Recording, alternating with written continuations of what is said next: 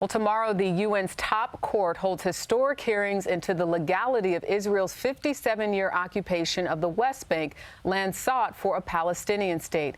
Today in Gaza, there was new bloodshed and misery. CBS's Holly Williams is in Tel Aviv and has more. A warning, some of the images are graphic. At Al-Aqsa Hospital, the race to save lives never stops. In Gaza, the bloodshed knows no age limits.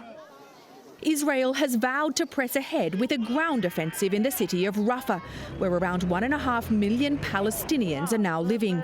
Most of them displaced and exhausted, many of them hungry. This young girl says she came to Rafah after Israeli tanks fired on a school where she was sheltering. Israel says it'll allow civilians to leave the battle zone, but the US is warning against an assault without a credible plan to protect civilians.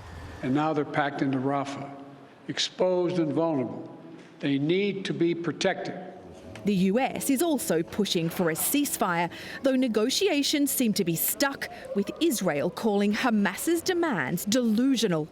And while the US is still hoping for a two-state solution, finally giving Palestinians their own state in the West Bank and the Gaza Strip, Israel's Prime Minister Benjamin Netanyahu said today that his country, quote, rejects international dictates regarding an accord with the Palestinians.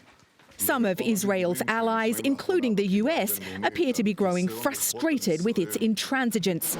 And domestically, Prime Minister Netanyahu is under intense pressure. Last night in Israel, what looked like the biggest anti-government protests since the war began, calling for Netanyahu to resign. Many here are angry at security failures on October 7th and his handling of the war.